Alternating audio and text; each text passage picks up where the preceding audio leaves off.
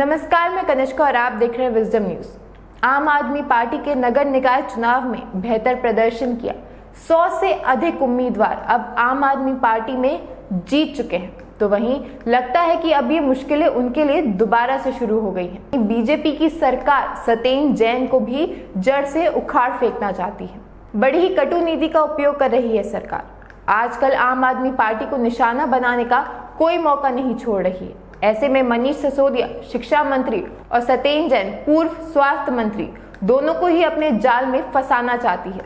अब आज के मुद्दे पे सतेन जैन को मनी लॉन्ड्रिंग केस में मई 31, 2022 को धर दबोचा गया था। उन पे आरोप है कि उन्होंने कोलकाता के 3 हवाला ऑपरेटर्स से 54 शेल कंपनियों के जरिए 16.39 करोड़ रुपए का काला धन भी ट्रांसफर किया। पिछले महीने ईडी ने जैन परिवार और उनसे जुड़ी कंपनियों की 4.81 करोड़ रुपए की संपत्ति कुर्क की थी। 2018 में भी इस मामले में ईडी ने सतेन जैन से पूछताछ की थी। जमानत के लिए हाई कोर्ट का दरवाजा खटखटाया था सतेन जैन ने। हाई कोर्ट ने 22 मार्च को इस पर अपना फैसला सुरक्षित रख लिया था। प्रवर्तन निदेशालय यानी कि ईडी ने जैन को पिछले साल 30 मई को मामले में गिरफ्तार किया था। वे अभी न्यायिक हिरासत के तहत जेल में बंद हैं। आम आदमी पार्टी नेता पर मनी लॉन्ड्रिंग के कथित तौर पर शामिल 4 कंपनियों से जुड़े होने का आरोप है। तब सतेन जैन ने हाई कोर्ट से कहा था कि उनके खिलाफ कोई मामला नहीं बनता और वे जांच में सहयोग कर रहे हैं। साथ ही उन्होंने तर्क दिया था कि मामले में आरोप पत्र दाखिल होने के बाद उन्हें कैद में रखने की जरूरत नहीं है। आम आदमी पार्टी के नेता ने पिछले साल 17 नवंबर को निचली अदालत द्वारा दिए फैसले को चुनौती दी थी। निचली अदालत ने अपराध में जैन की संलिप्तता के प्रथम दृष्टिकोण संकेत मिलने के आधार पर जमानत देने से इनकार कर दिया था। अब हाई कोर्ट ने भी कहा कि जैन ने जानबूझकर अपराध को छिपाया और प्रथम दृष्टिकोण मनी लॉन्ड्रिंग मामले में दोषी जान पड़ते हैं। हाई कोर्ट ने कहा कि जैन एक प्रभावशाली व्यक्ति हैं जो बाहर जाकर जांच को प्रभावित कर सकते हैं।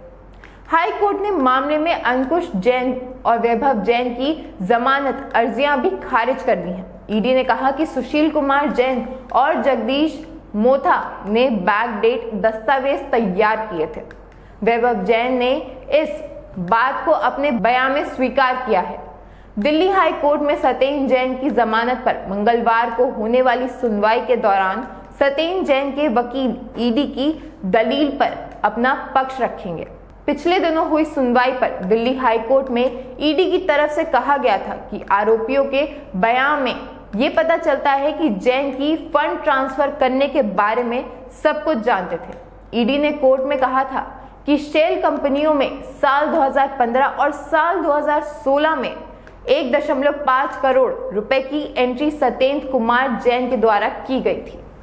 ईडी ने मामले में आरोप जवेंद्र मिश्रा के बयान को भी रिकॉर्ड कर लेते हुए कहा कि इस मामले में मोरस ऑपरेंट ये था कि पैसे हवाला ऑपरेटर्स यानी कि कोलकाता बेस्ट शेल की कंपनियों को भेजा गया था। ये पूरा मामला मनी लॉन्ड्रिंग का बनता है। लेकिन अब राउज एवेन्यू कोर्ट ने सतेन जैन से जुड़े मनी लॉन्ड्रिंग मामले में आरोपी अंकुश और वैभव जैन की याचिका पर ईडी को नोटिस जारी किया है, जिसको लेकर अगली सुनवाई 20 मई को होगी। इससे पहले मार्च महीने में आरोपी वैभव जैन की अंतरिम जमानत राउज एवेन्यू कोर्ट ने खारिज कर दी थी।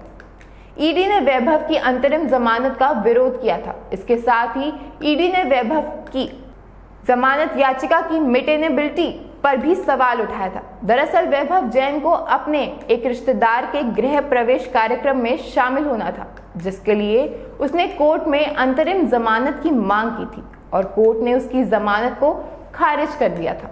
वहीं दूसरी तरफ तिहाड़ जेल में बंद दिल्ली सरकार के पूर्व स्वास्थ्य मंत्री सतेन जैन ने अपने सेल में कैदियों की संख्या बढ़ाने की गुहार लगाई थी। दरअसल उन्होंने तिहाड़ जेल नंबर 7 की अधीक्षता को एक पत्र लिखकर अपने सेल में कैदियों की संख्या बढ़ाने की मांग की थी, ताकि वे अकेलेपन का शिकार ना हो पाए।